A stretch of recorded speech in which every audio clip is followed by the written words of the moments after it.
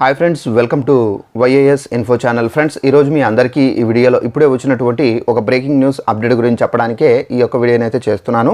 So ఆ breaking news update ఏంటంటే మన యొక్క ఏపీ రాష్ట్ర వ్యాప్తంగా రేపటి నుండి మనకు ఉదయం 8 గంటల నుండి మనకు ఏంటంటే ప్రతి ఒక్కరి ఇంటికి కానుక అనేది పంపిణీ అయితే చేయబోతున్నారండి.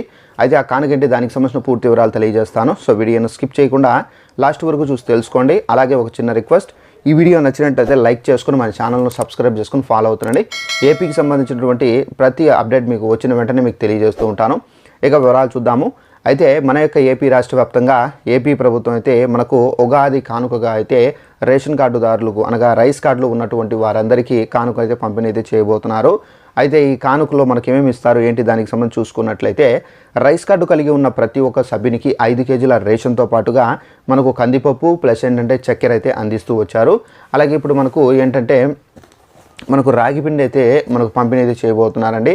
అయితే మనకు ఒక కార్డుకి 1 కేజీ చొప్పున అయితే మనకు రాగి పిండిని అయితే పంపిణీ అయితే చేయబోతున్నారు.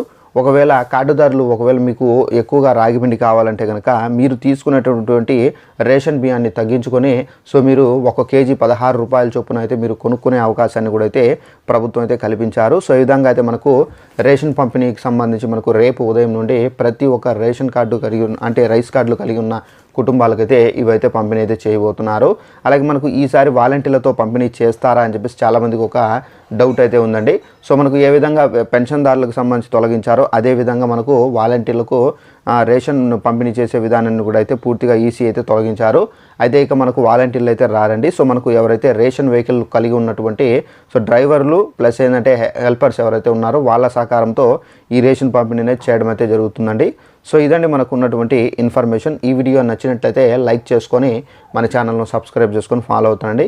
ఏపీకి సంబంధించిన అప్డేట్ వచ్చిన వెంటనే మీకు తెలియజేస్తూ ఉంటాను. Thanks for watching this video. All the best.